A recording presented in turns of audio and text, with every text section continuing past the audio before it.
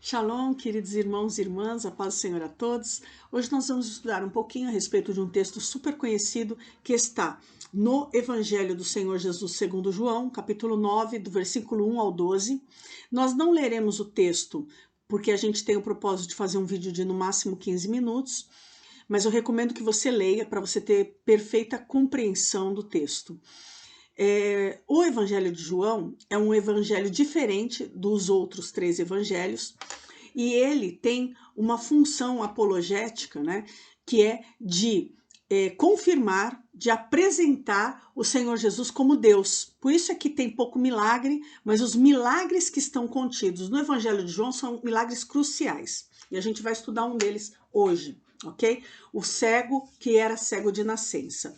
A Bíblia fala que o Senhor Jesus, que é Deus, porque no Evangelho de João, a primeira palavra é no princípio, que é idêntico ao início do livro de Gênesis, que fala no princípio. E esse livro, ele diz assim, antes de que tudo fosse criado, Deus já existia. E quando João começa no princípio, ele está mostrando que o Senhor Jesus estava antes de que tudo fosse criado. No princípio de tudo, antes que qualquer outra coisa fosse criada, o Senhor Jesus já estava. Ou seja, ele tem o atributo exclusivo de Deus, que é a eternidade, portanto, ele é Deus. E o Deus, Jesus, estava caminhando, ou seja, nesse ensino que nós vamos receber da parte de Deus, Deus está sempre em movimento, Deus não está parado. E Jesus viu um homem cego de nascença. Jesus viu, o homem era cego, mas Deus enxerga, Deus não está cego.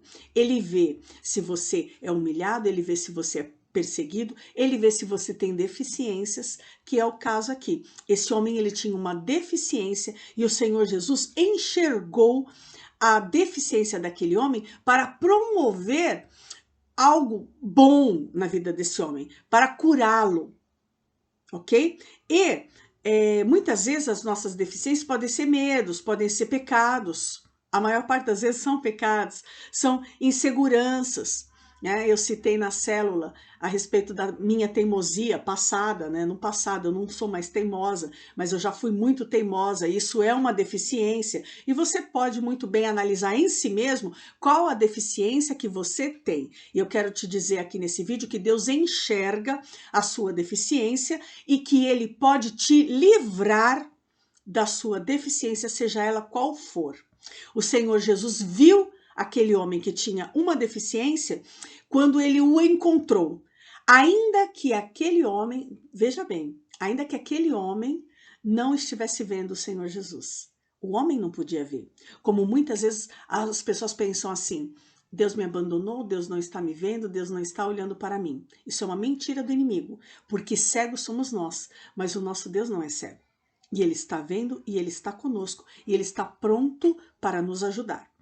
Em seguida, mostra que os discípulos fizeram uma pergunta. Os discípulos só olharam para o cego porque Jesus estava olhando para o cego. E nós devemos sempre lembrar que nós somos discípulos do Senhor Jesus. Nós não podemos olhar só porque Jesus olhou, mas nós temos que olhar com o mesmo coração, com a mesma intenção do Senhor Jesus. Nós temos que olhar para ajudar, temos que olhar para, no mínimo, orar e interceder por aquela situação. E os discípulos colocaram 2 hipóteses diante do Senhor Jesus. Esse homem está cego ou porque ele pecou, ou porque os pais dele pecaram. E isso é uma coisa que restringe muito o atuar de Deus. E é muito comum em nós isso. Muitas vezes nós colocamos limite no nosso Deus, colocamos um campo muito restrito de atuação para o nosso Deus. Quem tem esfera de ação são os homens. Mas Deus é amplo, Deus é ilimitado, não há fronteiras para Deus. Amém? Ele tem liberdade e ação em tudo, porque ele é soberano, ele é todo-poderoso. E nós não podemos colocar para Deus uma hipótese, como a gente estudou hoje na intercessão e estudamos ontem nas células, quando nós colocamos para o Senhor assim, ou o Senhor faz isso, ou o Senhor faz aquilo. Ou o Senhor restaura o meu casamento, ou o Senhor nos separa. Ou o Senhor me arruma uma saída lá dentro do meu emprego ou o Senhor me demite. É muito pobre restringir a ação de Deus em hipóteses. O nosso Deus é o Deus ilimitado. E ele, aqui no versículo 3, o nosso Senhor Jesus, ele apresenta a hipótese dele. Ele fala, nenhum nem outro, e eu vou fazer do meu jeito. E é assim que o Senhor Jesus faz. Ele faz o diferente. Por quê? Porque ele é Deus, e o nosso Deus não entra com a tua hipótese, nem com a minha hipótese, mas o nosso Deus entra com o sobrenatural, sobrenatural eterno, poderoso, de transformação. Esse é o nosso Deus. Então, não queira limitar, porque o teu Deus é ilimitado e ele opera e ele age segundo o conhecimento dele, segundo a sabedoria dele, dentro de uma esfera muito mais ampla do que a nossa pequena limitação que a gente coloca ali para Deus. Então, o Senhor Jesus curou esse cego. O Senhor Jesus cuspiu na terra, fez um lodo, aplicou no olho do cego e falou, vai. Ele apontou um lugar, ele apontou uma direção e ele mandou ele fazer algo. Lava-te no tanque de Siloé. Eu quero te lembrar, está escrito aqui na palavra, que Siloé quer dizer enviado. E essa palavra enviado, quando ela é traduzida para a língua grega, significa apóstolo. Apóstolo em grego é igual a enviado na língua portuguesa. E nós lembramos lá do Isaías 61, quando o Senhor Jesus é enviado, ou seja, ele é o apóstolo de Deus. E como apóstolo de Deus, ele é enviado para realizar algo. E aí ele chega aqui, escolhe 12 apóstolos e envia esses 12 apóstolos. E quando o Espírito Santo chega, o Espírito Santo também envia apóstolos até hoje. Na nossa igreja, nós cremos no ministério apostólico, no ministério de ensino, no ministério pastoral, no ministério de evangelismo e no ministério de missões.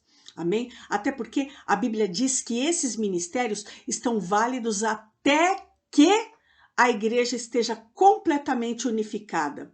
Se a igreja não está unificada, os ministérios estão valendo, todos eles. Amém? E aí o Senhor Jesus manda esse cego se lavar nele mesmo, porque ele que é o enviado. Ele que é o enviado. Ou seja, Jesus está dando uma dica. As nossas deficiências são lavadas por ele. Ele é a água contida nesse tanque que lava as deficiências.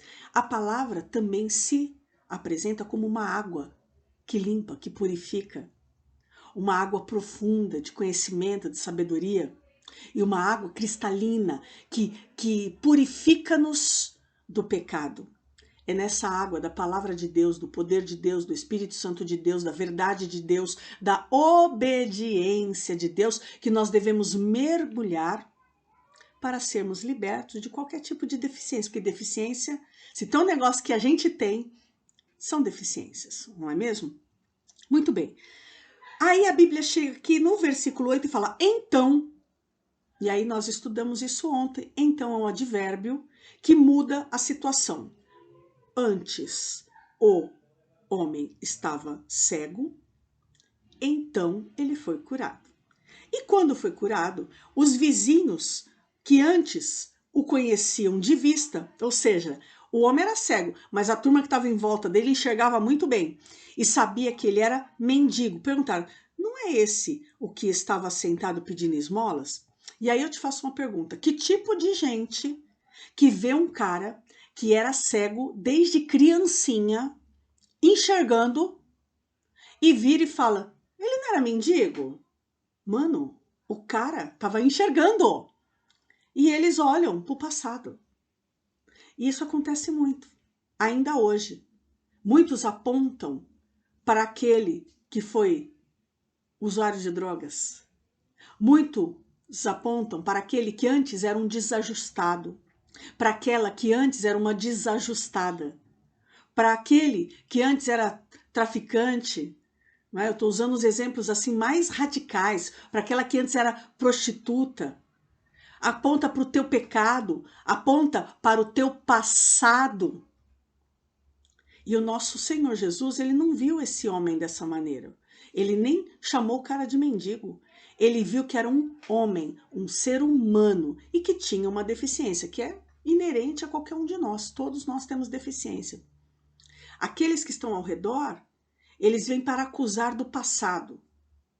Mas o nosso Senhor Jesus, ele nos limpa e nos liberta das deficiências do passado. Uma outra coisa que acontece aqui é que eles usam o verbo num sentido muito interessante.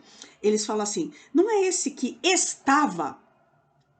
Esse verbo estar, ele está conjugado no pretérito imperfeito. E o pretérito imperfeito, ele significa que é um fato que ocorreu no passado, mas ele não está completamente encerrado. Ou seja, o pretérito perfeito diria, não é esse que esteve, mas eles usaram o tempo verbal estava, ou seja, ele estava e ele pode voltar a estar. Só que o nosso Deus não faz nada imperfeito. Ele esteve e nunca mais voltará. E essa verdade se aplica a você. O nosso Deus, ele não arranca as nossas deficiências temporariamente. Não há possibilidade de que nós venhamos a voltar para trás e que aquela assolação venha novamente sobre a nossa vida, porque tudo o que o nosso Deus opera é perfeito. Então esses homens, eles estavam com desconfiança. Ele curou, mas pode voltar a ficar cego. E o nosso Deus, ele não opera dessa maneira. Ele está curado, ele está liberto dessa deficiência. Você está liberto dessa deficiência, daquilo que te envergonhava, daquilo que te assolava, daquilo que te perseguia, daquilo que era motivo de zombaria, daquilo que era motivo de acusação. E nunca mais voltará àquele estado antigo, em nome de Jesus. O nosso Deus, ele opera de coisas, ele nos opera de forma perfeita e completa. Por último, eu quero apontar para você que o Senhor Jesus trabalhou, porque Deus trabalha. Quando ele faz um lodo, isso está representando um trabalho, né? Jesus, com a saliva, faz ali uma laminha e unta. É um trabalho. Deus trabalhando. E depois que Deus trabalha, ele aplica o trabalho dele em nós, porque ele aplicou a lama nos olhos do cego, e aí ele fala, vai ali para aquela direção que eu estou apontando e faça o que eu estou mandando você fazer. Eu fico pensando se esse cego não tivesse ido lá se lavar. Eu tenho certeza absoluta que na hora que Deus tocou os olhos daquele cego, porque é o poder de Deus tocando um ser humano, ele foi curado imediatamente. Mas eu também tenho certeza absoluta que se ele não tivesse ido se lavar no tanque daquela água, a água do enviado, ele não voltaria a enxergar. Assim como nós, se recebemos o poder de Deus, recebemos o toque de Deus, recebemos o trabalhar de Deus, Deus faz a parte dele. Mas se nós não fizermos a nossa parte, a gente põe tudo a perder. E Deus nunca vai fazer por você o que você tem que fazer. Há inúmeros exemplos desse na Bíblia. A pedra do túmulo de Lázaro é um deles. Jesus ressuscitou o morto. Por que ele não deu uma ordem para a pedra? Sai daí do caminho. Não, retirem a pedra. O que você pode fazer, você terá que fazer. E a obediência é algo que diz respeito a nós. Deus não é desobediente. Quem é desobediente somos nós. E quando ele manda, nós temos que obedecer. Amém? Então o nosso Deus, ele é sensível, ele continua sensível para ver as nossas deficiências, ele se compadece das nossas deficiências, ele tem a maneira dele trabalhar e a maneira dele trabalhar não está engessada em nossas hipóteses. O nosso Deus opera o sobrenatural, ele opera milagre, porque o Senhor Jesus é o mesmo ontem e hoje para todo sempre. Hoje ele opera milagre nas nossas vidas, com o mesmo poder, amém? E ele requer obediência de nós. Porque se nós não fizermos a nossa parte, a gente estará desperdiçando. Porque Deus sempre trabalha. Deus sempre faz a parte dele. Aliás, Deus é o primeiro a fazer a parte dele. E agora, pode ser que talvez ele esteja esperando que nós façamos a nossa parte. Amém? Que essa palavra ela venha entrar no teu coração, subir a tua mente e te trazer à memória, se é o caso, de você fazer algo nesse momento para obedecer a palavra de Deus. Será que há algo em sua vida? Será que há alguma direção para a qual Deus está apontando e você não está obedecendo? Que nós mesmos venhamos a nos julgar e que nós sejamos dessa forma libertos de toda deficiência em todas as áreas da nossa vida, em nome de Jesus. Amém?